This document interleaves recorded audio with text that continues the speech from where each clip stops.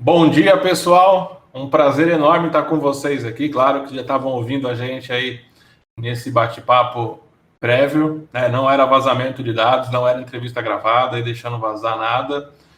Hoje comigo aqui está o meu professor da pós, amigo aí já. A agenda dele é bem complicada, mas a gente estava lutando para conseguir esse espaço aqui e trazer para vocês. Bom, vou deixar você se apresentar, professor. Opa. Suas qualificações todas aí e tudo mais, e aí a gente entra nesse assunto que nós separamos hoje sobre descomplicando e desmistificando toda essa parte de segurança. E tem algumas perguntas que eu separei aqui já do lado, e a gente vai abordar esse assunto tão interessante e importante para a nossa sociedade e para quem trabalha com TI e está enfrentando alguns desafios novos durante essa pandemia. Seja bem-vindo. Muito obrigado, Tonimar. Aliás, obrigado pelo convite, Tonimar. Obrigado pelo convite da Camila também, que eu não sei se também já está nos assistindo.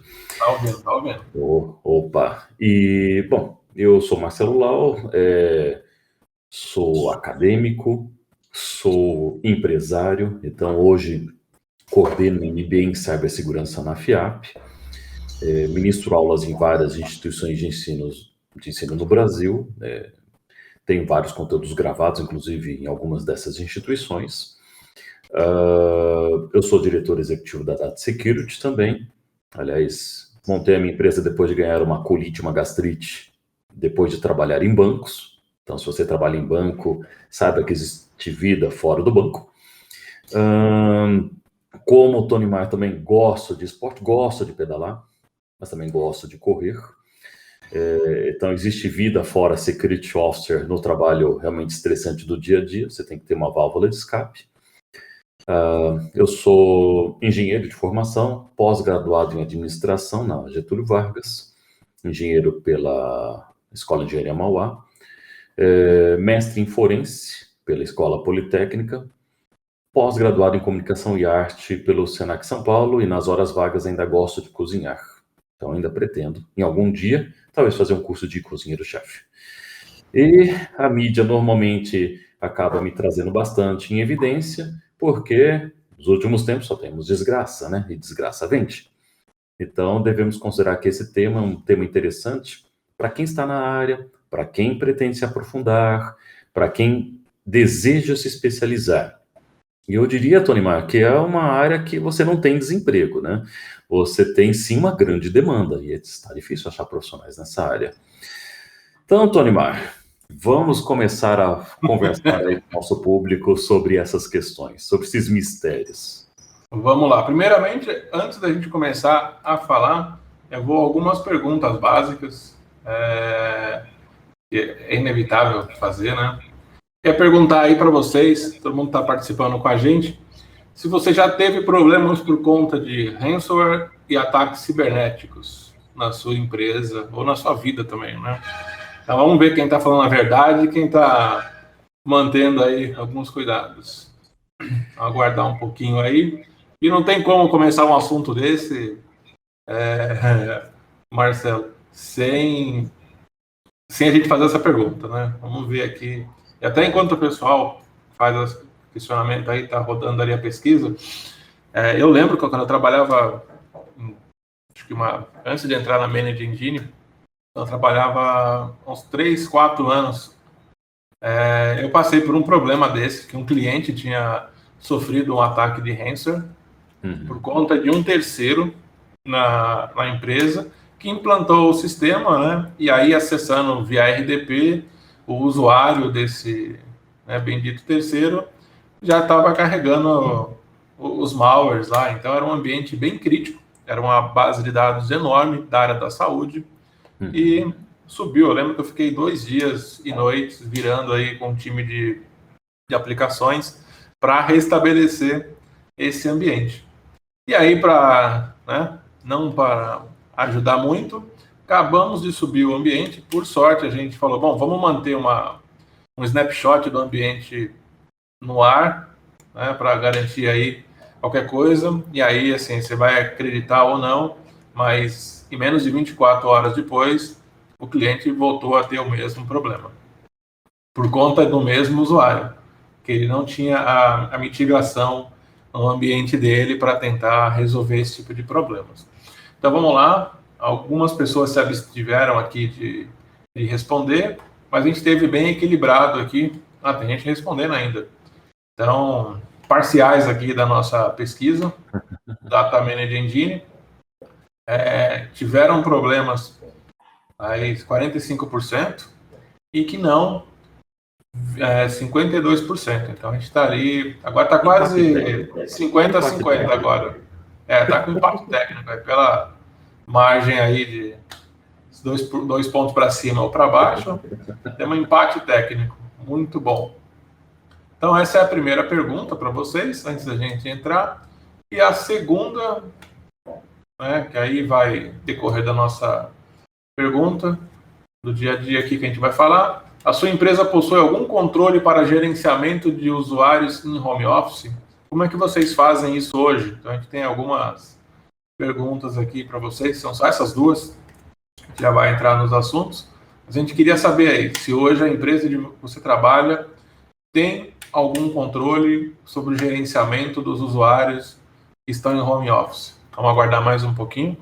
Esse caso foi bem interessante, professor, porque, vou te falar, deu menos de 24 horas, o cliente conseguiu de novo a proeza de ter os seus dados criptografados e tudo mais, receber a mensagenzinha, o pessoal queria fazer o pagamento, tudo aquilo que orbita, vamos dizer assim, a questão do ransomware e pagamento do resgate e tudo mais, né? Então foi um caso bem, bem emblemático aí, e foi acho que pouco antes, ou na mesma época, se eu não me engano, daquele primeiro caso gigantesco que todo mundo ficou assustado e a mídia começou a falar e tudo mais. Foi o caso da companhia telefônica espanhola, que o pessoal acordou. Eu lembro até de um colega meu que trabalha na unidade da Espanha. Ele mandou mensagem, acho que era umas 4 da manhã aqui, e eu recebi e falei, não estou sabendo de nada aqui ainda não. Ele falou, fica vendo que vai aparecer na mídia logo, logo aí. Sei que deu 9 da manhã, já estava todo mundo noticiando já que mais de não sei quantos endpoints estavam com a tela, com a mensagenzinha e etc. Então é um mundo bem, bem bacana, né? E só também complementando, eu acho que, não sei se você viu, Tony, mas o Bitcoin ele deu uma queda razoável nesses últimos dias. Ele caiu para 230, 240 mil reais o Bitcoin. Tudo bem que é caro pra caramba, né? Aí mesmo assim. Uhum. 241,490 o preço de agora. E ele tinha alcançado uns 270. Então, está se acreditando aí que talvez exista aí uma bolha de especulação, de novo, né? Como sempre. E, mesmo assim, não é legal gastar um Bitcoin, né? Mesmo que seja um único Bitcoin para resgate, não é uma boa ideia, já que a maioria dos resgates, inclusive, solicitam algo na ordem de milhões de dólares hoje em dia, né, Tony Mar? Pois é, hoje se alguém pedir aí 10 bitcoins de resgate, já é uma fortuna aí, né? Eu lembro quando, acho que 2000 e... Bom, não vou entregar a idade, não. Mas há muito tempo atrás, quando colocaram aqueles totens de Bitcoin lá na FIAP, quando colocaram, acho que os primeiros aí ainda era novidade. Eu tinha feito a carteira, mas a gente sabe como é que é, né? Tudo que é novo a gente não acaba, às vezes, deixando passar batido. Mas se naquela época eu tivesse colocado ali uns 50 reais, quem me dera hoje como é que estaria, né? Talvez estaria numa ilha aí de boa, sossegado. Não sei não. Eu fico imaginando, Tony Mar, que se eu me aposentar algum dia, isso deve vir até acontecer, eu não posso parar de trabalhar, porque se eu parar de trabalhar, eu morro.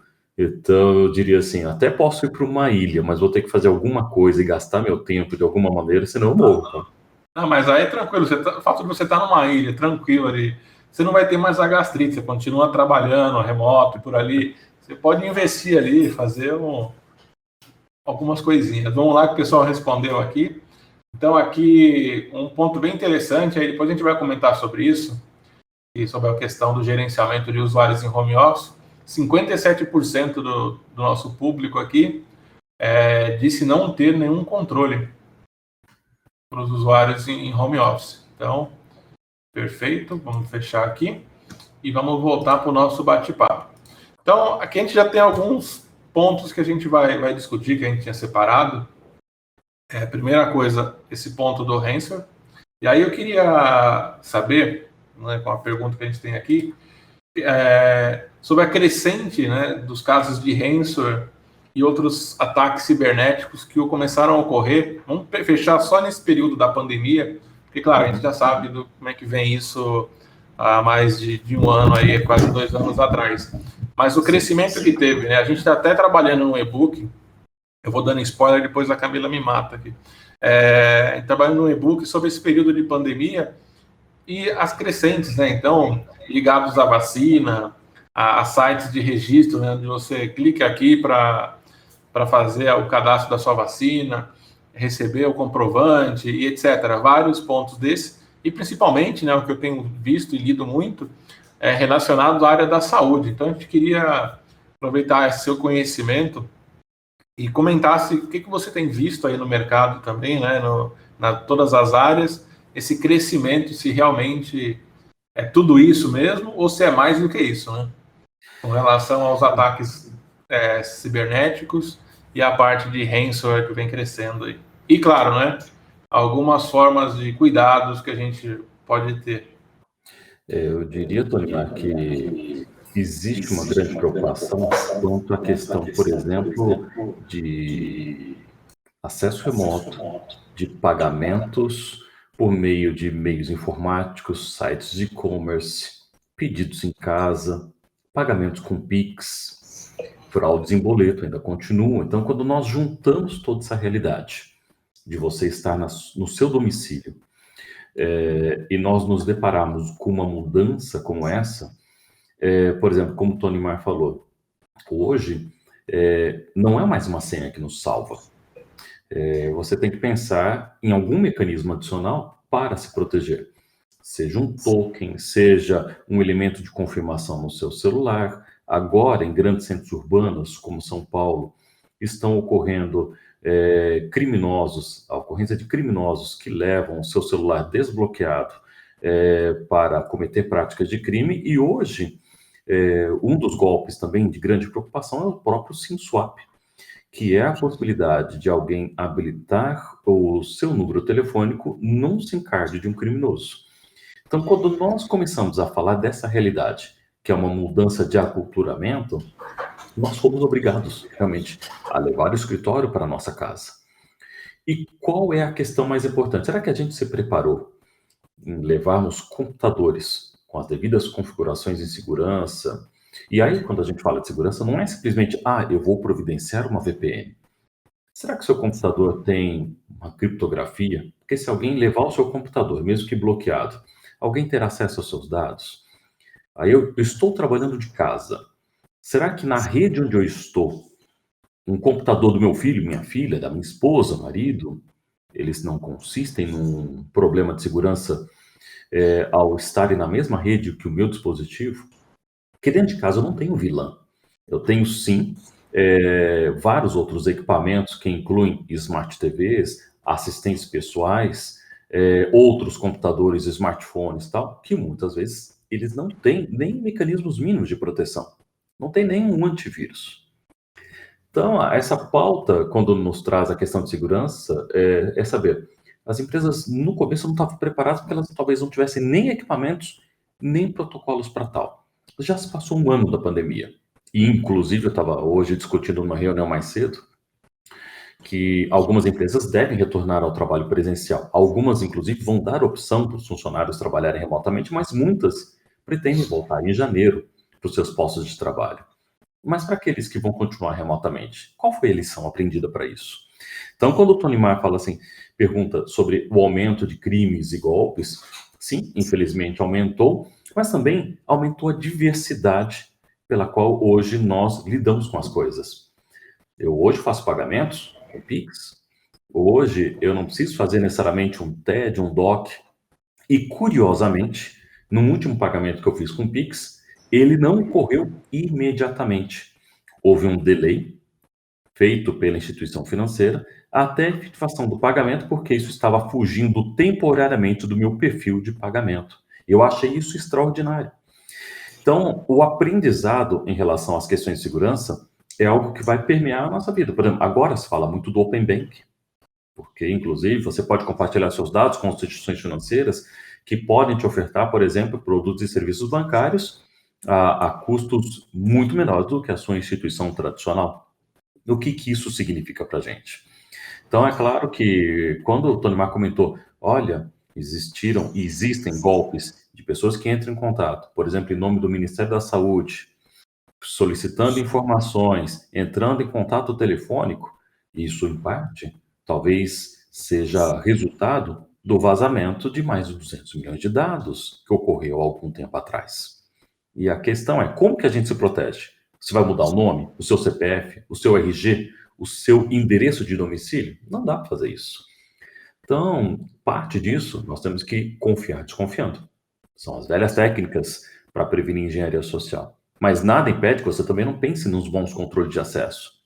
Começando com a simples senha. Não adianta você habilitar, por exemplo, o segundo fator de autenticação no WhatsApp, se o segundo fator de autenticação é a sua data de nascimento. É algo muito óbvio. Ah, mas senhas eu não me lembro.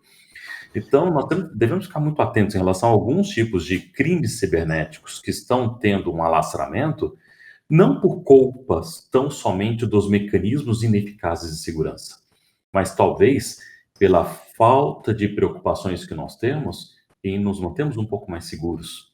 Talvez começando com um antivírus no celular, um antivírus no seu computador pessoal, medidas de bloquear o seu computador quando você vai tomar um cafezinho na sua casa. Ah, mas na minha casa não tem problemas. Ninguém acessaria indevidamente o seu computador. Eu acredito que não acessaria, mas e se algo for instalado acidentalmente pelos seus filhos, pelo seu cônjuge, compartilhando o seu computador de uso corporativo para outro indivíduo? A gente sabe que às vezes um simples JavaScript que você carrega de uma página na internet, isso pode permitir a coleta de dados. Então, e aí eu até te devolvo a questão, Tonimar. Esse é o cenário que a gente vive hoje, com talvez desafios tecnológicos onde a ameaça ela é invisível, simplesmente estará num link, num clique, num código invisível para os leigos em tecnologia. Muito bom. Esse é um problema que você comentou no início, né? Sobre a questão da VPN. O ano passado, no início da pandemia, nós oferecemos gratuitamente, só para ter uma ideia, durante 6 meses o licenciamento de um kit que a gente tinha, né, montado sobre trabalho remoto. Por quê?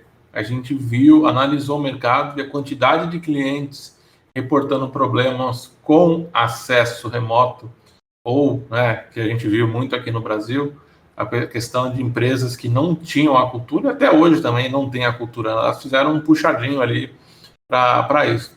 Viraram ali do dia para a noite a questão da VPN.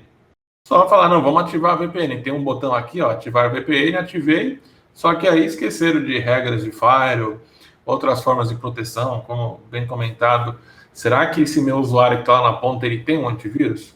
A gente sabe que tem muita gente ainda que não tem antivírus nos computadores em casa. Então elas passaram a usar esses computadores, que eram criadouros ali de vírus, sem ela saber, porque nunca passou um antivírus, e aí não tinha jeito.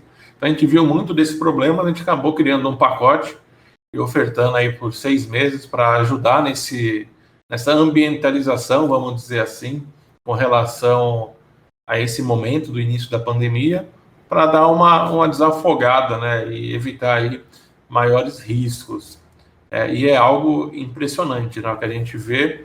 E hoje, né, há passado aí 1 ano de aprendizado, assim como a gente tem o pessoal que ainda não sabe usar a máscara direito, a gente vê empresas que não têm a cultura, né, ou não acompanharam aí a evolução para garantir aí acessos seguros, né, ou como você comentou, duplo fator de autenticação. Não adianta eu criar um duplo fator de autenticação, que a senha 1, 2, 3, 4.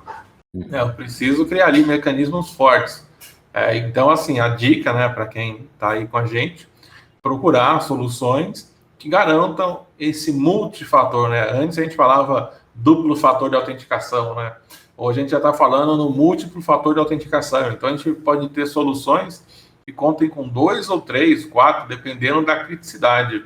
A gente tem algumas ferramentas aqui que proporcionam esse tipo de controle e você pode casar aí um token no celular, um SMS, um e-mail. Então, assim, você vai ter várias opções de maneiras, né, para fazer esse controle aí de multifator de autenticação.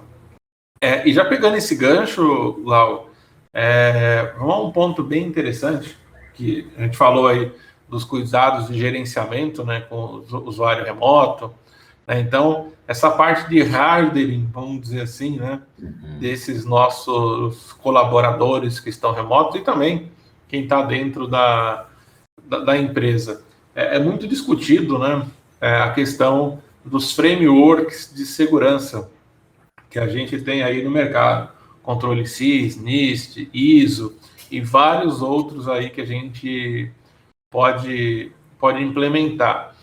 O que a gente tem visto, até por conta da LGPD, que é aí a nossa realidade com relação à multa, quanto tempo a gente está falando, né, da LGPD, até antes da LGPD entrar em vigor, enfim, e multas e tudo mais, teve um prazo enorme para as empresas se adaptarem, e hoje, mais uma vez, né, a gente, como bom brasileiro, a gente vai postergando até o último minuto ali, quando tiver nos acréscimos, a gente parte para resolver o problema de uma forma meio corrida. Isso é um cenário que a gente tem visto por parte de algumas empresas.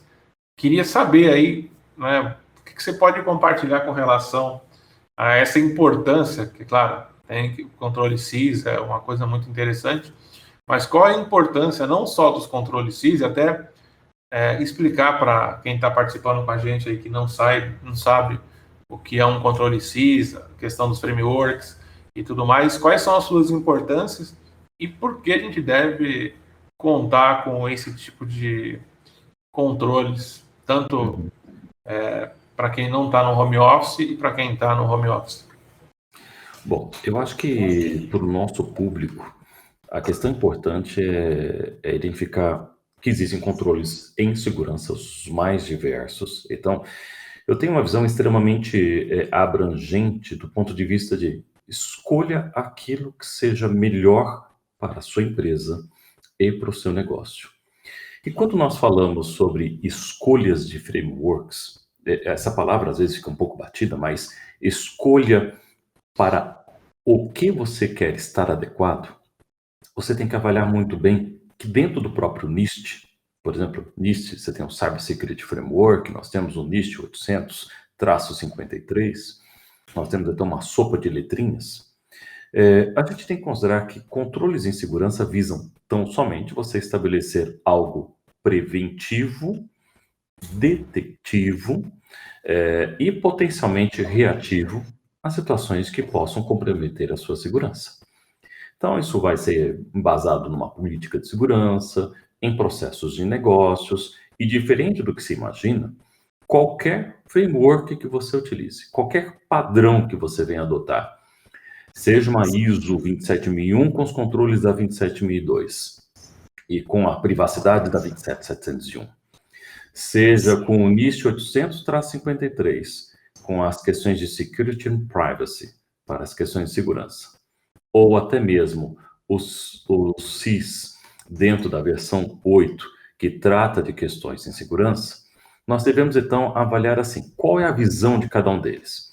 O SIS Control, se nós escolhermos esse modelo, ele visa algo muito mais focado no pragmatismo do que deve ser feito numa sequência lógica, visando aprimorar coisas numa sequência.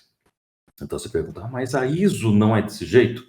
A ISO, apesar de você ter seções da 27002, do A5 até o A18, aí você tem a política de segurança como A5. Por que você não tem os outros números? Porque são preâmbulos da norma.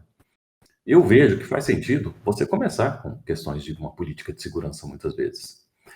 Mas aí a pergunta é, a política de segurança, somente o documento escrito, ela me resolve o problema? Não, se for um documento escrito, tão somente presente, não. Então, o que a gente tem que considerar? A gente tem que considerar proteger aquilo que a gente conhece. E como que a gente descobre aquilo que a gente conhece dentro do ambiente corporativo? Se inventariando. Então, acho que nesse ponto vale introduzir os syscontrols, por quê? Os dois primeiros, eles visam o levantamento de inventário. Inventário hoje de ativos corporativos e de ativos de software. E apesar deles estarem separados entre si, eu entendo que o inventário ele tem que responder tão somente por entender qual é o papel deles em relação aos negócios corporativos, ou seja, ao meu core business. Se eu faço o levantamento, mas eu não sei o grau de importância deles em relação às minhas necessidades, tipo, parou um switch. Se parou o switch, quais negócios críticos vão ficar parados? E quando nós falamos hoje de ativos corporativos, então essa foi, eu acho que uma grande evolução da versão anterior do syscontrols, se fala muito de hardware, eu acho que ativos corporativos, eles entram desde o simples mobiliário, impressora, insumos, energia elétrica, refrigeração, onde você tem uma série de conjuntos de ativos, não somente tecnológicos, mas sim aqueles que vão atender de fato o seu negócio. Então, esta é a ideia do syscontrols. Ele começa entendendo o que você tem para depois te propor os mecanismos de segurança, que vão de encontro à proteção de dados, e aí eu tenho que saber onde estão os dados. Os dados estão no seu computador, no seu smartphone, num file server, num ambiente de cloud. Cada um deles precisam ser devidamente protegidos. E aí, com isso, se espera que parte desse processo garanta as configurações seguras, como o Tony Mark falou. A gente chama isso de hardening. E se vocês ainda quiserem usar o SIS, tá, para essas necessidades, eles têm ainda os SIS Security Benchmarks, que são uma série de recomendações de segurança no que tange configuração segura de ambientes. Inclusive, eu acho muito legal porque isso é gratuito, mas tome cuidado. Se você vier a implementar esses controles de hardenização às cegas, o risco de você parar sistemas é enorme. Então, você sempre tem que pensar que o medicamento, se administrado excessivamente, ele mata o paciente.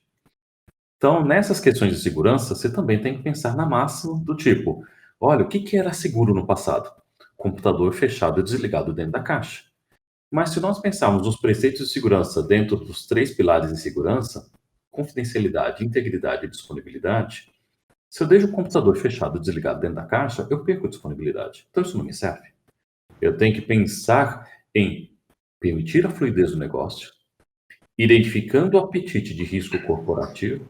Então eu gosto aí de chamar a ISO 31000, a ISO 27005 e quaisquer outras medidas de avaliação de riscos que vocês têm no processo de governança, para que vocês possam identificar o apetite da empresa em relação aos riscos. E é claro que com o nível de maturidade avançando dentro dos syscontrols, nós vamos ter algumas atividades que não nascem naturalmente logo no início. E uma delas é a parte de resposta a incidentes. Resposta a incidentes hoje se tornou um processo bem interessante porque ela é exigida, por exemplo, numa LGPD, numa Lei Geral de Proteção de Dados. Ela é exigida pelo Banco Central quando a gente implementa hoje alguns requisitos atrelados a instruções normativas. Então, quando você começa a ver a capacidade, não só dos syscontrols, mas um processo atrelado a ISO 27000 e os controles da 27002, as recomendações do NIST, todas elas vão tratar dos mesmos temas. Mas qual a diferença dos syscontrols? Ela traz um nível de priorização escalonado, porque eu não posso pensar em resposta a incidentes, eu não sei quais são os ativos que eu tenho. Então, ela cria uma sequência de ações que ela traz como recomendações aquele tipo de ação em tal momento, numa certa ordem. E hoje, não diferente da versão anterior do SysControls antes tinham 20 sessões específicas, ou seja, 20 conteúdos específicos, onde eles chamavam lá de Basic Controls, Foundational Controls e Organizational Controls, para serem hoje 18. Então a segurança hoje é mais fácil de ser implementada na versão nova do Security Control? Não é. Ele é tão exigente quanto, mas ele acabou agregando alguns num único ponto. Então, faz parte, por exemplo, a questão de conscientização, faz parte desses processos o monitoramento, proteções contra malware e várias outras coisas dispostas nesse ambiente. É difícil? Não. Ele é como se fosse uma cartilha, como se fosse um conjunto de boas práticas.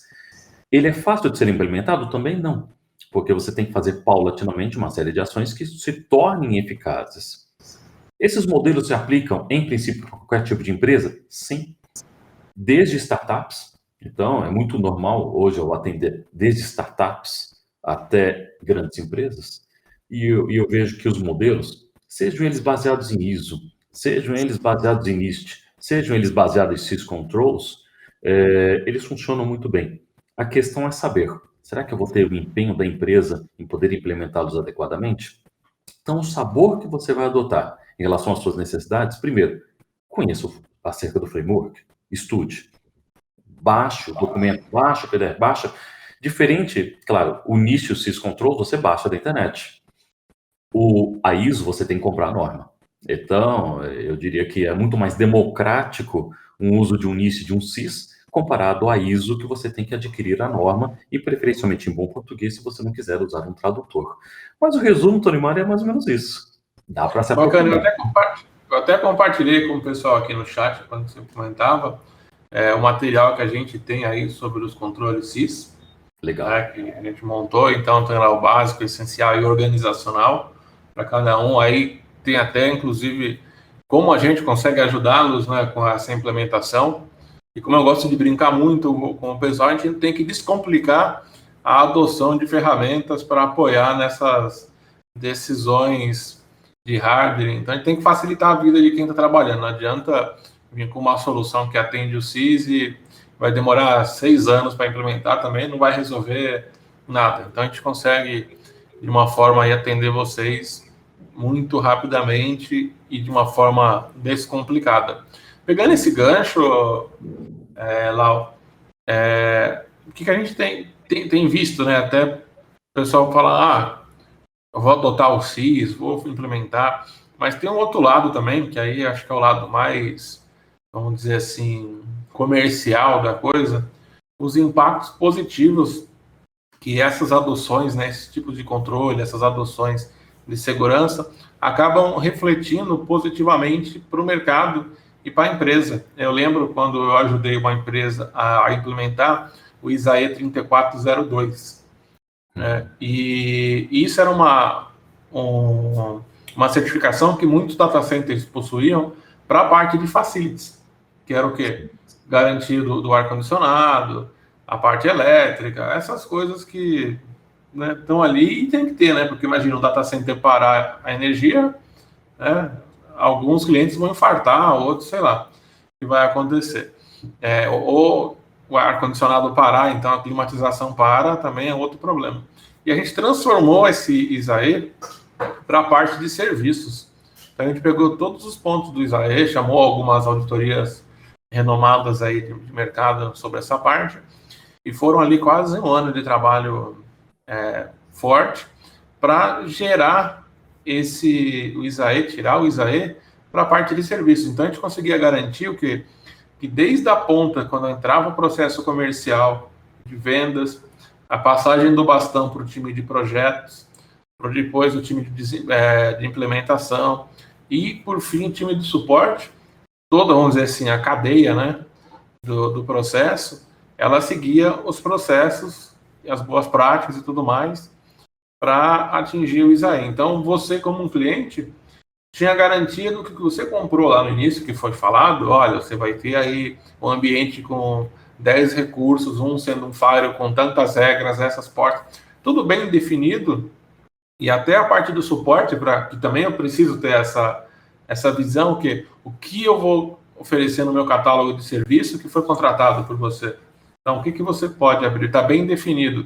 Então, de ponta a ponta, né, essa implementação do ISAE garantiu um ganho assim, de mercado com relação a outros clientes, a outras empresas, né, outros concorrentes, de uma forma bem grande, assim, né? Porque você tinha ali como usar esses pontos como cartas na manga.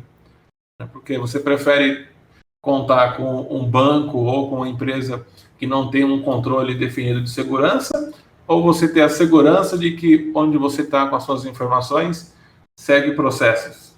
E a pergunta é clara, né? Você vai colocar aqui, ó, entregar o dinheiro que você tem na conta para alguém que você não conhece, ou para alguém que você sabe que tem formas de controlar isso para você. Então, qual que é a sua visão a respeito disso, né? Você concorda, não discorda? O que você vê o pessoal utilizando ou que ainda deixa de usufruir, vamos dizer assim, desses controles de segurança, dessa questão de segurança, em benefício próprio para uma concorrência no mercado?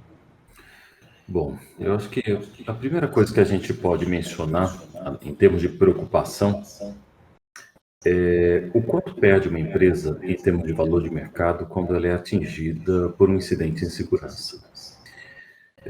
Na média, elas perdem de 8 a 10% de valor de mercado se é uma empresa de capital aberto. Então, nós não estamos mais falando de ter controles em segurança porque simplesmente eu quero estar adequado a um framework. Esquece, eu acho que nós estamos falando de business, é investimento. Nós temos uma boa visão, e aí, dentro dos negócios, da velha fórmula da administração, que lucro é igual a receita menos despesa. E se via muita segurança tempos atrás como despesa. Portanto, baseado numa mesma receita, você reduziu o lucro.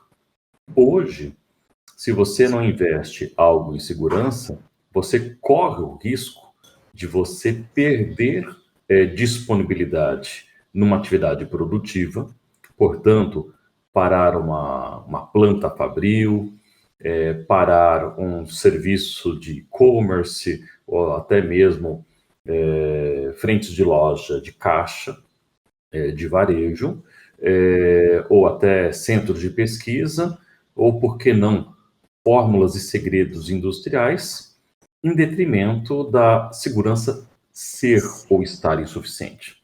Então, não estamos mais falando de que a segurança é obrigatória tão somente por ser um diferencial de mercado. A gente está falando de tomar medidas para evitar perdas financeiras advindas de uma falta de planejamento. E o investimento não pode ser simplesmente algo que seja colocado e que não avalie a devida eficácia da mesma. Ou seja, que adianta ter o antivírus se ninguém olha a console do antivírus? Ou se ninguém toma medidas quando é detectado, por exemplo, uma situação de infecção de máquinas. Lições aprendidas são coisas muito importantes. E eu gosto muito de considerar aqui o diagrama de Chikawa, diagrama de causa e efeito, também chamado de diagrama espinha de peixe. Se você tem uma dor de cabeça, eu pergunto, né, o que vocês fazem numa dor de cabeça? Muitos de vocês vão responder, eu tomo um medicamento.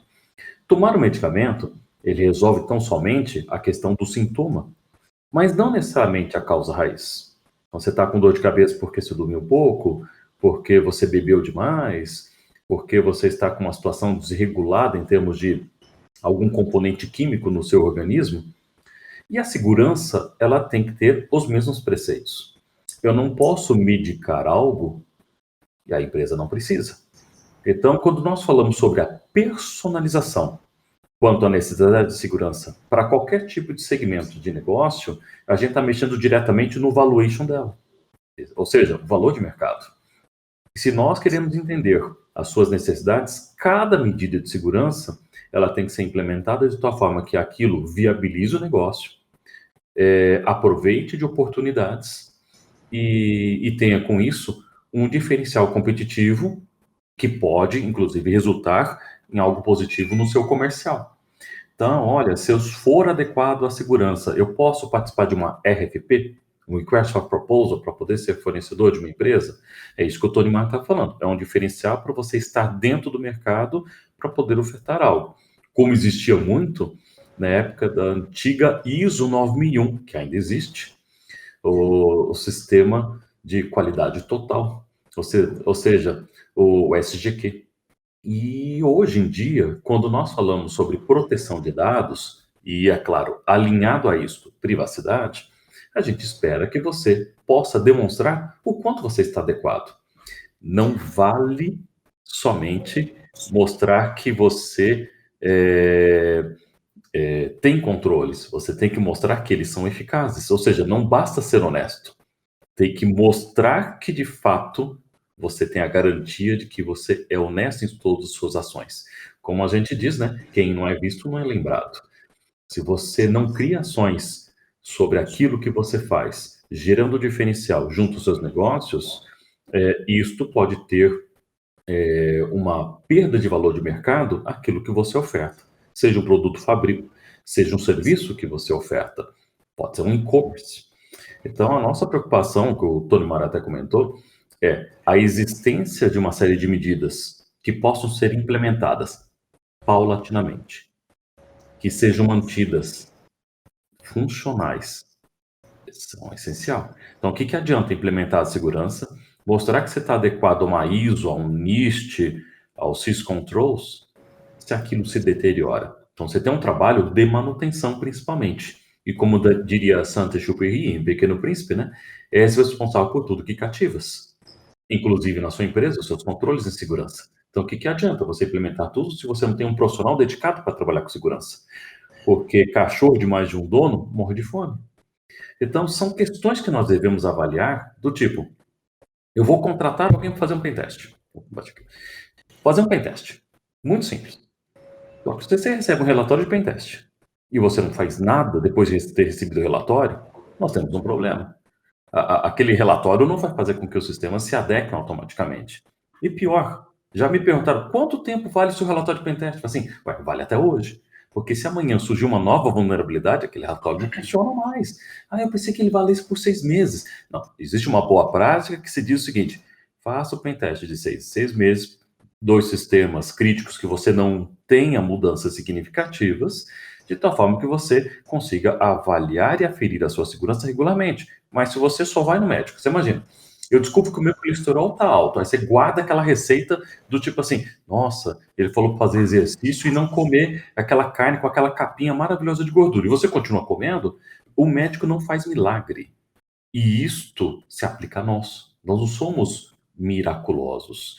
Nós só conseguimos tornar eficaz o nosso trabalho desde que o cliente esteja a fim de nos ouvir e entender as necessidades, porque caso contrário, vira brumadinho. Ou seja, não adianta você ter alertas, sensores, se os sensores podem não funcionar adequadamente, podem não ser devidamente eficazes. Então, é importante que essa visão ela seja vista tanto aqui no Brasil quanto fora. Porque por mais que se imagine, não, lá fora é tudo lindo, é maravilhoso, às vezes as coisas não são tão arrumadinhas quanto vocês imaginam. Mas o brasileiro, realmente, em algumas situações, ele tenta dar o jeitinho, do tipo, vou me certificar, eu vou me certificar num escopo muito específico, estarei adequado à segurança. Mas adianta você ter um escopo tão insignificativo que aquilo não venha te proteger de verdade? Então, eu sou uma empresa de data center. Contratei uma empresa de data center para poder operar os meus dados. Se ele não for devidamente seguro e acontecer alguma coisa, a consequência imediata é sobre o seu contratante. Então, a responsabilidade de estar adequada em relação à segurança é de quem presta o serviço à comunidade. Mas houve uma falha de segurança que não era minha. Tem gente que não delega, tem gente que delarga. E nessa questão de delargar a segurança, a responsabilidade, tanto do ponto de vista do processo civil quanto de processo penal, está sobre aquele que presta o serviço diretamente ao consumidor. Então, nesse caso, se algo acontecer, mesmo que você fale, não era comigo, se você contratou algo indevido que te gerou a posteriori um incidente de segurança, infelizmente aquilo vai recair sobre suas costas e pior, sobre o estatutário, sobre o sócio da empresa. Então, existe sempre um CPF atrelado à responsabilização. E talvez isso não chegue adequadamente aos ouvidos das empresas nos dias atuais. Por isso que elas acham que segurança é algo opcional. Muito bom, muito bom. E fez até lembrar alguns bate-papos que a gente tem sobre algumas soluções que a gente usa, né, fornece na parte de auditoria. Essa pergunta que você fez foi, na maioria dos casos, é assim que ocorre, né? O pessoal quer uma solução, mas eu vou auditar o ambiente. O que ele me traz de informação? Como é que eu tomo a ação para conversar sobre, de repente, se um usuário tinha que ter o acesso ou não? Então, tem uma contrapartida que, assim, as ferramentas, elas vão até um ponto, que é como o nome já diz, né? É uma ferramenta para te ajudar a chegar em algum lugar. E, às vezes, o pessoal não tem esse entendimento e acha que que as soluções, elas são uma panaceia, né? É uma caixinha ali que vai resolver todos os problemas da empresa com um clique só. Na verdade, elas vão te dar a informação, como bem dito, né? De que está aqui, a validade é até esse momento. Se você não fizer nada com aquelas informações, não vai ter a remediação para um problema, né? E aí a gente entra num outro aspecto, até para a gente fechar aqui e abrir para o pessoal as perguntas. A gente tem visto, né? A gente possui já isso há um tempo nas nossas soluções, a crescente necessidade da análise comportamental. Não estou falando de psicologia aqui, não deixa de ser, tá? Mas análise comportamental do nosso ambiente tecnológico, né? Então, hoje a gente vê análise preditiva e uma série de outros fatores, aí machine learning, inteligência artificial, para contribuir justamente com isso. Opa, será que o usuário do Marcelo Pontulau aqui na minha rede aqui está com um comportamento meio estranho aqui? Nos últimos dias tem aberto aqui determinados sites, duplicado arquivos, criou uma base. O caminho é esse mesmo que a gente tá seguindo, cada vez aperfeiçoar mais essa análise comportamental nas soluções, até para não uma forma de eliminar, mas a gente sabe dessas demandas, como bem dito, vamos contratar uma pessoa de pentest. Mas a gente sabe que na vida real das empresas você acaba chegando, até um GIF que eu recebi ontem, vaga para técnico de redes ou analista de infraestrutura. E aí o cara falou, não, pode ir em qualquer uma das duas que você vai acabar fazendo os dois. Era mais ou menos assim a tirinha que eu recebi ontem. A gente sabe que às vezes o pessoal entra para uma parte de segurança, mas pelo decorrer da empresa, a maturidade e outros fatores, você acaba fazendo várias ações e acaba não focando no que deveria em si. Acredita que essas ferramentas a ideia, né, dessas ferramentas com machine learning, inteligência artificial, voltadas à análise de comportamento, vão aumentar e vão ajudar muito aí até na remediação de certos problemas, porque a gente passa, né, de tirar do ser humano uma tarefa que ele não consegue realizar, que é acompanhar a velocidade dos dados. Hoje a gente está falando aí, qualquer coisa é Big Data, porque o volume de informações que a gente tem, e até dentro dos ambientes, né, que a gente possui, no nosso laboratório aqui mesmo, que a gente tem mais de 7 mil logs por hora que a gente cria. Imagina numa empresa, num cenário real, com mais de 15 servidores, aplicações rolando, mais de 500 usuários e tudo mais, é um volume impressionante. Acredita que essa parte já está contribuindo, né? Mas qual que é a sua visão com relação a essas soluções e que elas vão virar daqui a algum tempo aí? Vai virar o psicólogo mesmo das nossas aplicações ali no nosso ambiente de segurança? Eu acho, Tolimar, que nós estamos passando por um período significativo onde nós tivemos a era industrial, a era da informação, e nós devemos passar por uma profunda mudança onde aquelas atividades, todas mais braçais da sociedade, elas deverão sofrer uma profunda automatização com base no comportamento.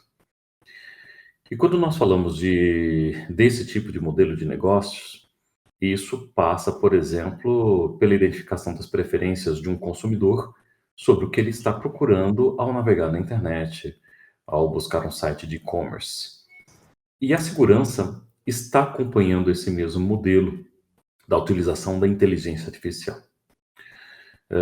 Hoje, existe todo um valor agregado no processo de ciência de dados que permite, por exemplo, ofertar para cada consumidor uma necessidade específica do que ele deseja consumir. E da mesma forma, quando nós falamos de análise comportamental em sistemas, a inteligência artificial, inclusive existem várias empresas no segmento de cyber que já são baseadas em produtos com inteligência artificial. Ela já tem, inclusive, a possibilidade, a capacidade de aprendizado. E aí surge aquela questão, eu instalei um IDS, instalei um IPS. Se você instala um IDS, um IPS, que é um Intrusion Detection System, um Intrusion Prevention System, normalmente você tem uma etapa de aprendizado para depois a solução se tornar adequada para te proteger em relação ao bloqueio contra certos ataques. Senão, você começa a bloquear acessos legítimos. E aí eu chamo isso de sistema RINIT. Para quem tem RINIT sabe muito bem o que é isso, que é uma reação exacerbada do organismo em função de uma ameaça que, na verdade, não é real. E o resultado disso? Espirro. Então, não é uma gripe, tampouco Covid. Então, a rinite, ela se parece muito quando você tem um sistema em segurança que não está devidamente configurado a tomar uma ação reativa proporcional do organismo. Isso acontece em relação à segurança. E não há possibilidade, de fato, hoje, você fazer uma análise humana sobre isso. Por isso que, já há muito tempo, existem mecanismos que fazem o devido correlacionamento de eventos, com base em situações históricas e comportamentais. A gente usa muito a palavra behavior nisso daí, não é simplesmente uma detecção por assinaturas, com o objetivo realmente de tomar ações mais inteligentes.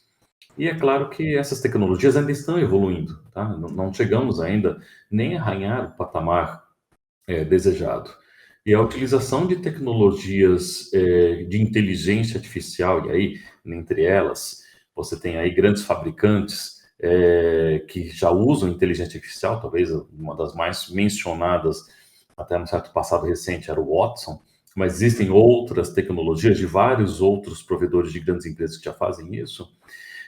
Você utiliza esses mecanismos para tão somente se aproveitar de conhecimentos de outras empresas, conhecimentos de outros clientes, certos tipos de ataques, para que aquilo atualize a sua base de proteção com base em tendências que possa estar te atingindo. Como a gente sabe, o criminoso, ele sempre vai tentar utilizar mecanismos em um ambiente como uma prova de conceito e depois aquilo tende a se alastrar numa proporção tal que quando você já souber, já for vítima de um ataque, você estará protegido dependendo da solução, dependendo da abrangência. Então, existe uma questão de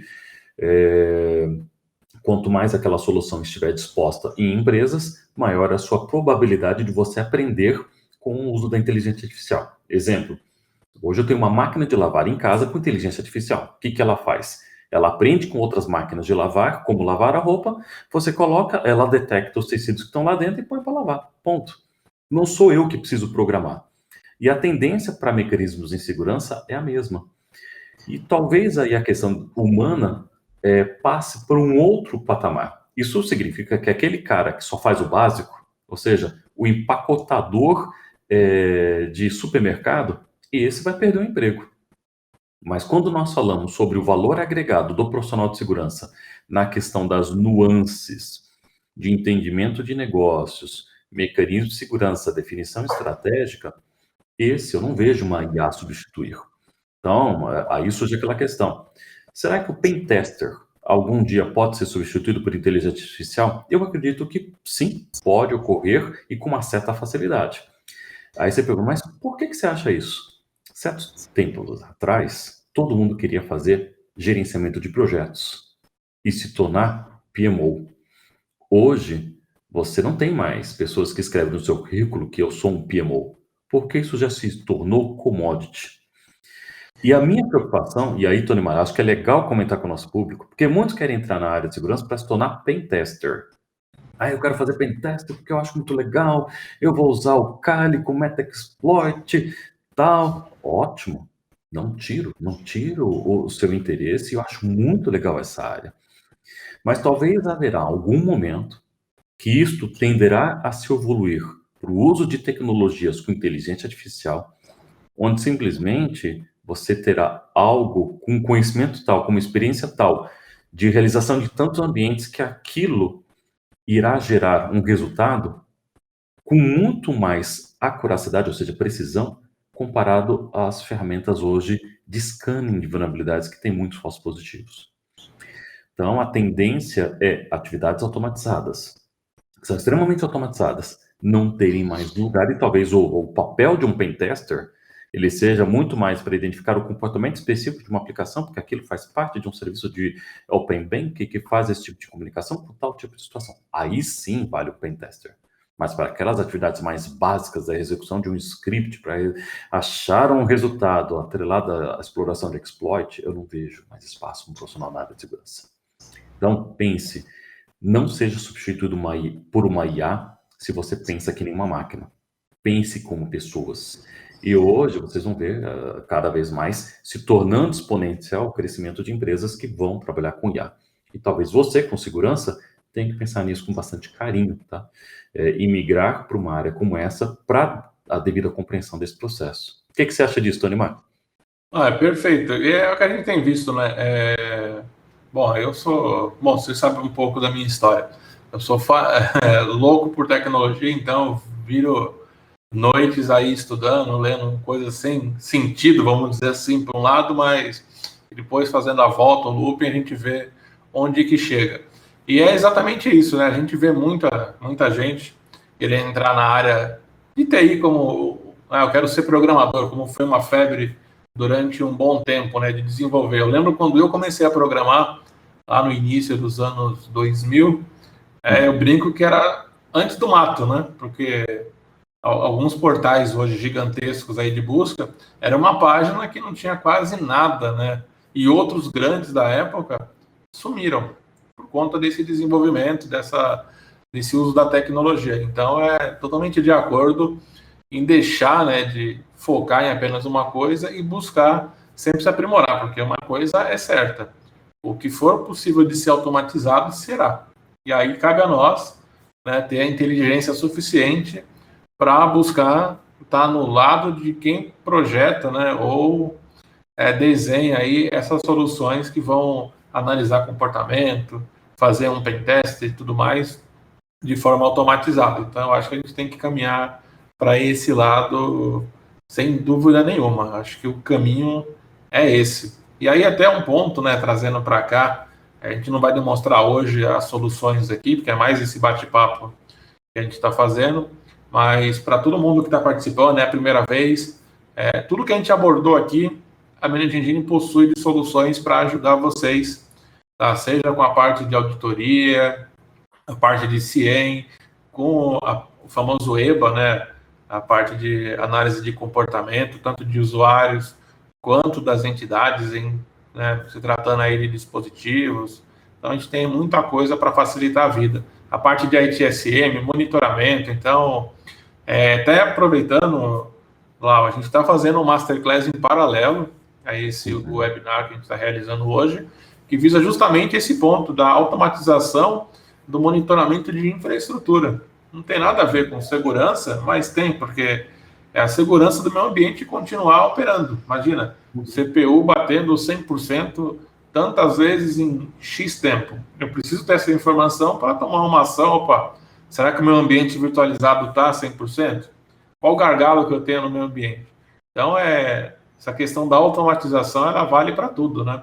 Tanto com atendimento de chamado no ITSM, na parte de segurança, como a gente está discutindo aqui, em relação à segurança em si, a parte de monitoramento de infra, e para tudo que a gente fizer, né? A gente precisa ter esses acompanhamentos. Então, bom, o que a gente tinha para discutir aqui, hoje a gente explorou bastante, até mais alguns tópicos do que a gente tinha separado para conversar, e agora deixar aberto aqui para a turma fazer perguntas para a gente aqui, quem tiver mais dúvidas, não sei se ficou tudo claro, alguns comentários sobre a questão do microfone.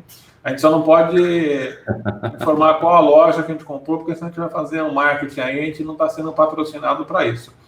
Mas dá uma procurada no microfone aí que é interessante. Tem algumas pessoas que sempre participam com a gente aqui, alguns eu sei que possuem esse microfone também, porque eu já vi aí anteriormente. Então, pessoal, fiquem à vontade para fazer as perguntas. Por favor, utilizem aí o campo de questões. Questions se tiver em inglês, perguntas em português. E a gente está aqui para responder algumas perguntas de vocês com relação a esse tema. Perfeito? Eu acho, Torimar, que vale colocar, enquanto o pessoal vai formulando pergunta, eu acho que é legal para esse público entender que você pode seguir carreiras diferentes dentro da área de segurança. Porque a gente falou de pen tester, que é um tipo de perfil mais técnico em função de identificar vulnerabilidades. Mas você também tem perfis que estão focados em processos. E estes têm, às vezes, uma visão muito mais abrangente em relação à segurança. Por exemplo, dentro de processos, você pode, inclusive, subdividir daqueles que vão fazer a classificação da informação, que tem que ter uma visão muito do ponto de vista de proteção à sensibilidade das informações, processos de rotulação, integração à geração de informações e as devidas medidas para a proteção das mesmas, que dependerão de tecnologia, mas que não é necessariamente uma atividade exclusivamente técnica. E eu acho bem interessante, para os que estão aqui nos assistindo, que existem áreas, por exemplo, que o limite da segurança é a segurança patrimonial, onde você tem que olhar, por exemplo, aspectos de porta, portão, câmeras, catracas, extintores de incêndio, rotas de fuga e preocupações contra sabotagens em sistemas de fornecimento de energia elétrica, quadros elétricos, locais de passagens de cabos de comunicação e, por que não, a proteção em relação aos equipamentos contra o furto e roubo, seja isto dentro da instalação ou fora. Então, eu acho bem interessante, pessoal, que muitas vezes nós falamos assim, mas para atuar em segurança, eu tenho que conhecer todos os controles em segurança? Eu acho que você tem que conhecer, pelo menos, o básico, que nem um clínico geral. Mas o aprofundamento para você se tornar especialista naquilo que você quer começar a trabalhar bem, isso vai exigir um aprofundamento sobre aquela área específica que você, por um acaso, consegue encontrar uma maior familiaridade e melhor interesse.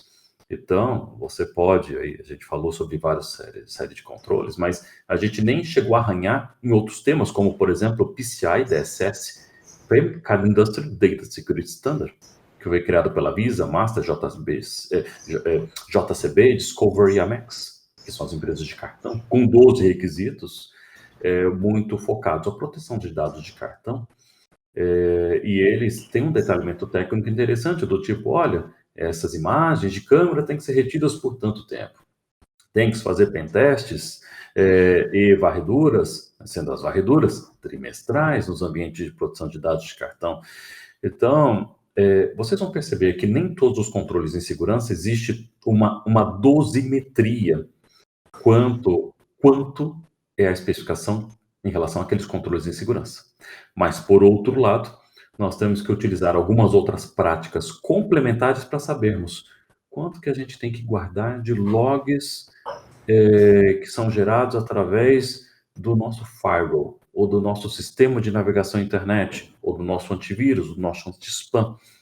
E com isso, bases contratuais e legais e regulamentares talvez sejam necessárias. Então, fica a lição para vocês.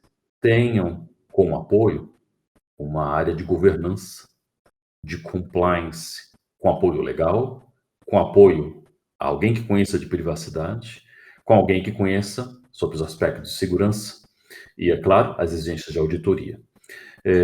Os controles em segurança, eles não são somente técnicos, então aqui fica muito bem claro. Tenha tudo sempre bem documentado, passivo de ser aferido por um auditor. E quanto maior clareza haja sobre tais documentos, melhor será o seu processo. Por que eu digo isso?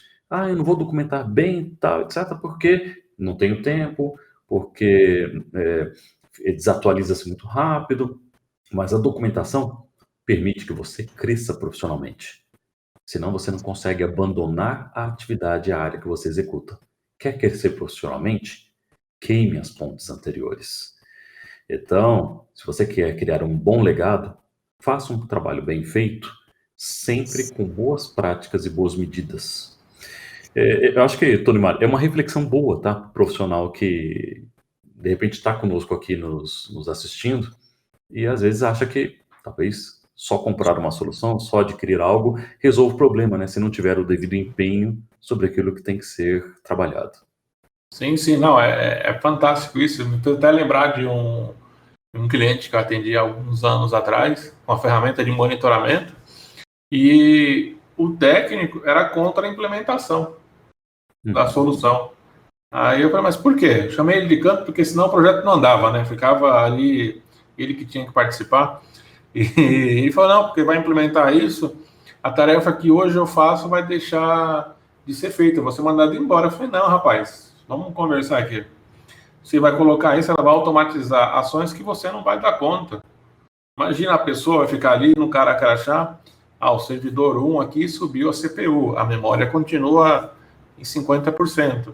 O servidor 2, e o cara vai indo para 7, 8, 9, 10, 15 servidores.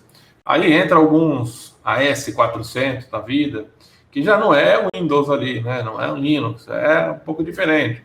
Quando ele voltar para ver como é que está o primeiro, né, já foi. Se tiver um incidente, o que ocorreu naquele período, está descoberto. Né? E aí foram horas ali de conversa, porque na cabeça dele ele perderia o emprego.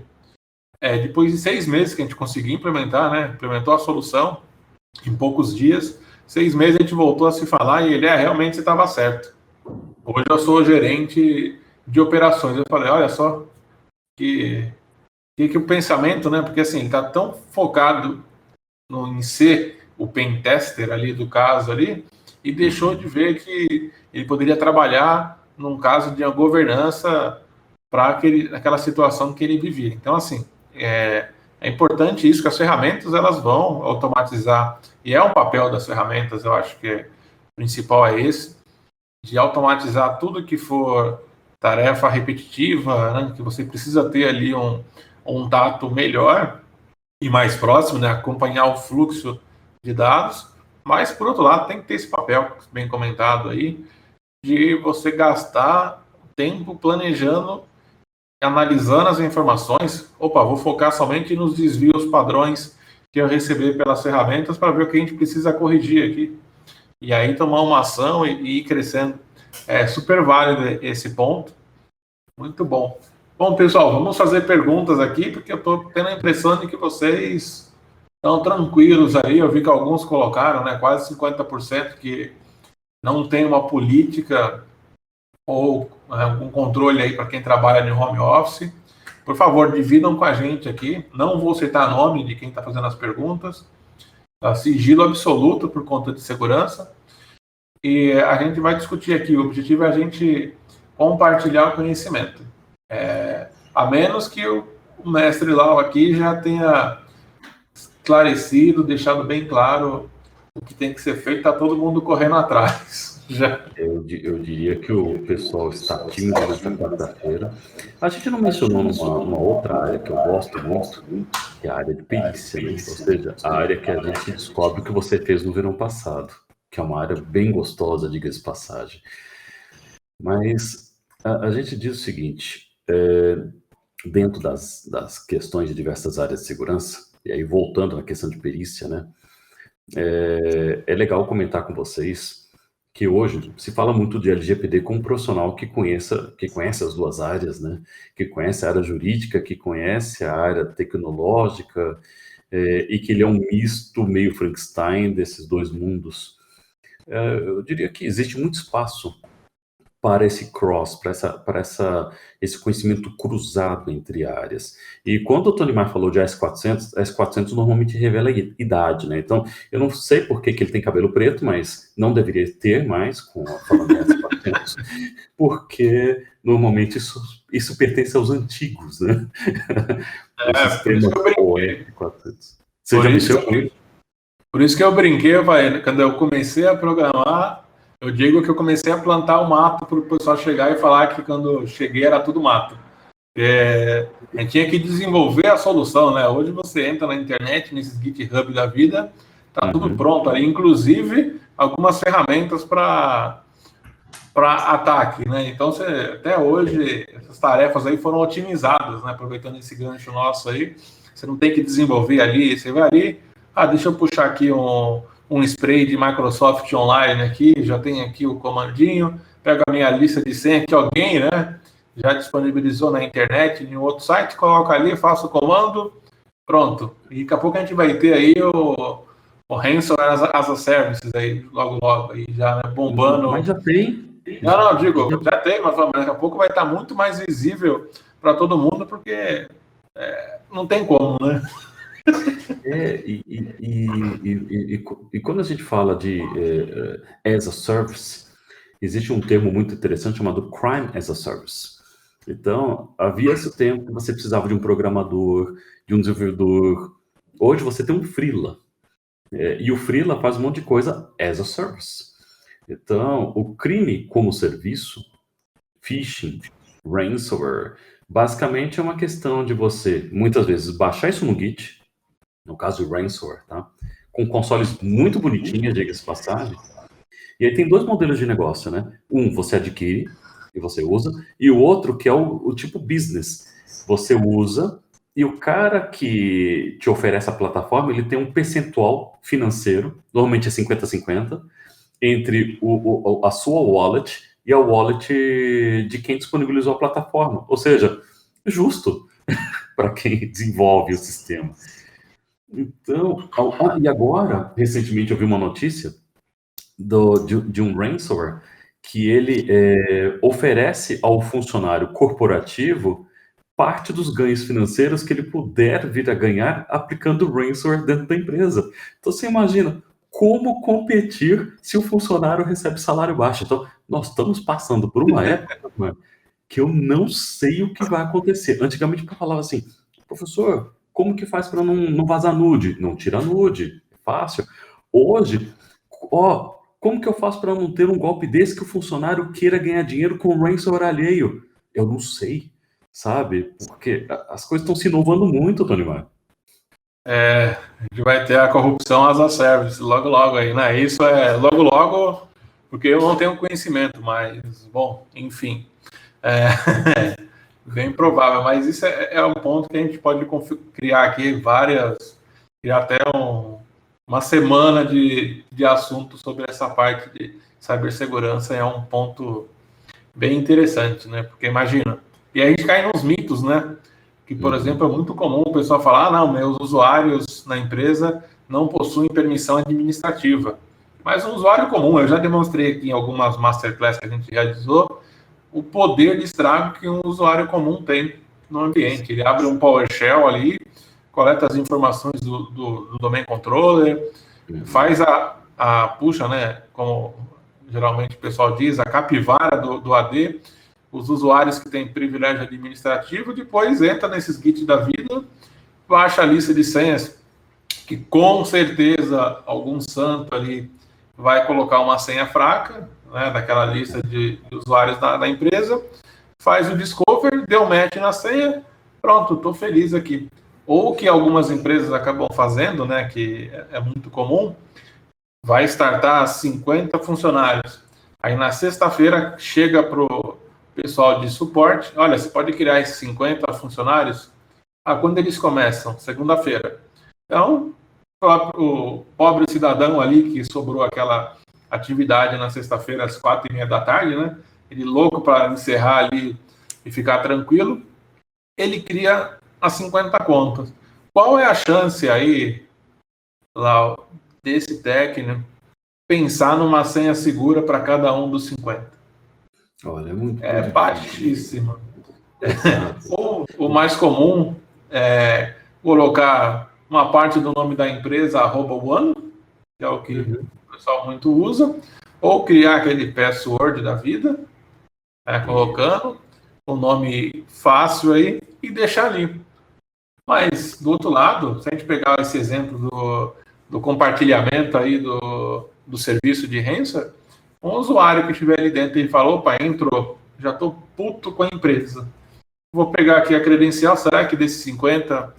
Não é, já vou ali e consigo descobrir. Então, são brechas e a gente precisa, né? Você comentou dos controles e tudo mais. Então, são pontos que a gente tem que se atentar, que é no mínimo detalhe, né? Que é naquela brecha específica que acontece o estrago grande. Como a gente tem visto recentemente, né? Até com algumas lojas de varejo, que saiu Uhum. fortemente na mídia aí com relação ao impacto, a outras empresas, algumas que até pagaram, né, os bitcoins para ter os dados, mas aí entra num outro aspecto também de qual a confiabilidade desses dados aí, porque já foi vazado, né, os dados já foram vazados. Quem mais tem esses dados? Beleza, eu recuperei. E quem mais tem, por exemplo, os nudes que você comentou aí? Eu recuperei minhas fotos. Mas para onde foram essas fotos? Né? Quando a gente comenta sobre impactos atrelados a incidentes em segurança, é muito comum realmente nós ouvirmos que vítimas de ransomware normalmente têm grandes dúvidas para saber se seus dados vazaram, até porque nós temos que nos dar conta e satisfação em relação a uma lei de privacidade que está em vigor quanto às sanções administrativas desde o mês de agosto deste ano. E é claro que abala-se a confiança, queira-se bem ou não, de uma empresa que possa ter sido atingida por um desses atos indevidos e que leva a empresa, em algumas delas, inclusive, ao pagamento, de fato, outras a uma recuperação invejável. Isso indica, então, certo preparo do ponto de vista de continuidade, mas o que nós devemos estar cientes é que hoje existem muitas informações que podem ser obtidas através de fontes abertas. Então, de novo, um Terminal Services, bom, porta 3389. Varredura de Nmap ou Zenmap, descobre porta aberta no range de endereço IP. Aí eu descubro que aquele endereço IP pertence a um domínio, uma empresa. E aí, basicamente, você começa a coletar, através do que nós chamamos de Open Source Intelligence, nomes de usuários ou nomes de pessoas que são funcionários ou prestadores de serviço para buscar uma regra de formação que faça sentido. E talvez uma delas é a nome ponto sobrenome. E aí, com base nisso, você busca o elo mais fraco da corrente, que pode ser um único indivíduo que não tenha trocado essa senha padrão, né? Principalmente se a empresa tem uma regra de formação muito conhecida para gerar senha inicial desses usuários. Então, às vezes, é uma questão de tempo, tá? E não é muito difícil.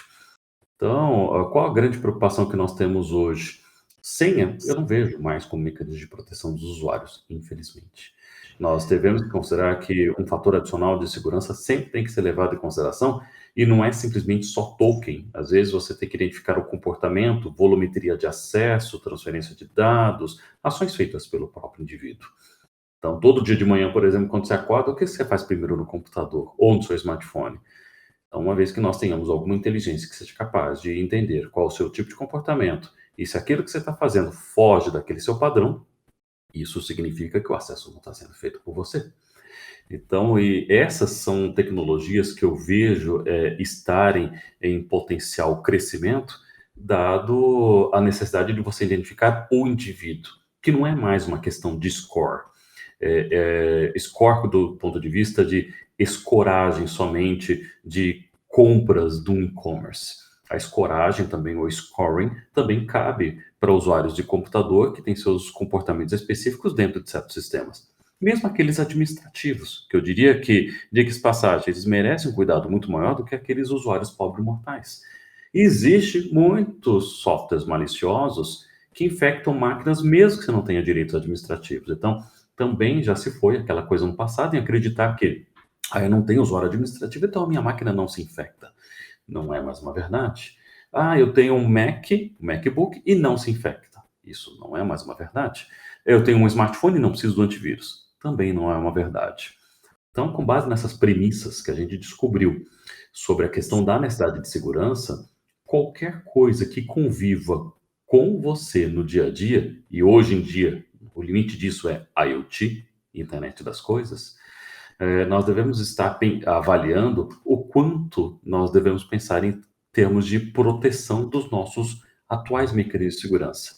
E se eles se fundirem ao ambiente corporativo, ou seja, a comunicação, a utilização deles no dia a dia, com certeza nós vamos ter que pensar com bastante carinho em implementar essas medidas em tecnologias que até hoje não eram nossa preocupação e que não têm essas questões aí colocadas a serem implementadas. Te devolvo a palavra aí, Tony Maia. Vamos lá. Bom, aproveitando esse gancho, a Camila fez uma pergunta aqui pelo chat. Quais são os cuidados necessários com dispositivos móveis nas empresas? Principalmente agora que os celulares estão cada vez mais tecnológicos e, além de um item necessário de trabalho, abre muitas portas, entre aspas, perigosas para o mundo lá fora. Aproveitando esse gancho aí do que a gente falou dos celulares e tudo mais. Então, Camila, no começo, a gente fala que nós usávamos BlackBerry. Não sei se vocês estão lembrados. Aliás, a gente começou a usar celular que não era smart. Primeira coisa. Quando só tinha o jogo da cobrinha. E esses eram bons. A Camila fala, lembro. Pois é, esses eram seguros. Por quê? A gente fala que quando o usuário é Tiranossauro Rex, como assim? Tem bracinho pequeno e grande cabeção, não consegue fazer nada, porque o cara não consegue digitar. Quando nós mudamos para os Blackberries, então, telefones mais inteligentes e tal, ainda nós estávamos seguros porque nós tínhamos algo chamado BIS, BlackBerry Internet Services, e o servidor BES, BlackBerry Enterprise Server. E você conseguia amarrar as coisas do ponto de vista de segurança. Se o cara errasse 10 vezes a senha do smartphone, ele fazia o wipe, ou seja, a sobrescrita dos dados do smartphone. Mas em algum momento da vida, um executivo com grandes ideias falou assim, eu gosto mais do iPhone. Eu gosto mais do Android, porque ele permite instalar todas as coisas que eu quero usar nesse dispositivo e eu quero usar para o trabalho. No começo disso, a gente fala assim, olha, a vida nossa acabou com profissionais da área de segurança. E é claro que esse ônus ficou conosco, de termos que colocar as coisas em ordem. Hoje a Camila pergunta sobre smartphone. Amanhã o executivo vai pedir IoT na empresa. E aí eu pergunto para vocês, vocês estão preparados para um monte de equipamento xing-ling dentro da rede? Provavelmente não. Então, smartphone, Camila, eu sentirei saudades quando falarem sobre isso. Quando fala sobre smartphones, a gente fala assim, coloca uma senha, mas se aquela sua senha de desenho e o seu dedo babado estiver lá na sua superfície, não há nada que te proteja. Adianta a biometria se eu conseguir descobrir que você usa um dos 10 dedos? É claro que Lula tem 9. Não quero criar questões políticas aqui, pelo amor de Deus. Mas eu só preciso de 10 dedos.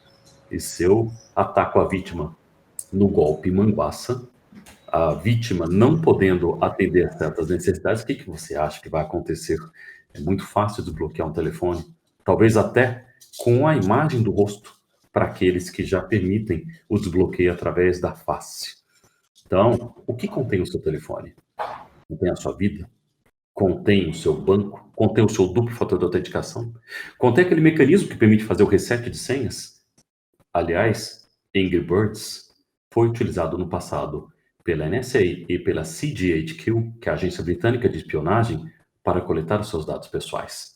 Então eu pergunto, se você empresta o seu celular para o seu filho como chupeta eletrônica, chupeta eletrônica para ele não chorar e para você poder sair com o seu cônjuge para sair para jantar.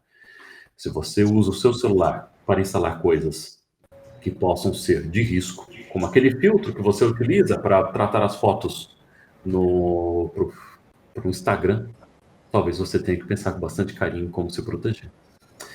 Então, eu diria o seguinte, eu teria uma reunião daqui a pouco, então acho que não conseguimos ficar muito mais tempo. Vamos encerrar, já foi muito bem explicada essa, a Camila até comentou aqui, o Demian no chat colocou aqui que parece o Karnal falando. Obrigado. Então, temos algumas boas referências aqui. A Camila falando que complementando, né, que engraçado que a gente sabe disso, mas ouvindo assim dá até um frio na barriga. Isso a gente comentou superficialmente, né? Se a gente for entrar muito a fundo, principalmente no seu trabalho aí de análise forense, de perícias e tudo mais, a gente vê que não é só um frio na barriga, Camila. Um simples celular ali conta a vida e mais um pouco de quem tem ali as informações. Lau, agradecer imensamente, sei que a sua agenda aí é super corrida, conseguir esse intervalo. Muito obrigado por ter participado com a gente aqui. Eu acho que todo mundo que participou hoje com a gente teve aí um pouco de conhecimento, pôde colaborar aí com esse bate-papo que a gente separou aqui. Tá? E a gente vai ter um outro evento junto em breve aí que a gente está estruturando, se eu não me engano, para outubro, mas a gente vai conversando. Deixar aqui o agradecimento a todos, mais uma vez. Fiquem seguros, se cuidem aí. Lá, obrigadão, tenham um bom dia. Obrigado, e para aqueles que o Lá acabou de deixar até o site dele aí também. Tá? Acompanhe aí as nossas redes sociais. Vou deixar aqui o último slide aqui de agradecimento. No YouTube, o nosso canal, também na Dindim Brasil, nosso Instagram e o nosso blog, que tem muitas informações bacanas sobre segurança e outros tópicos. E dizer para vocês que tudo que a gente abordou aqui, conversem com a gente, que a gente tem a solução para auxiliar vocês nessa jornada de adequação à segurança, à LGPD, ou a facilitar a vida aí da implementação de controles. Lá, obrigadão mais uma vez e até a próxima, pessoal. Até a próxima. Ótima semana para todos.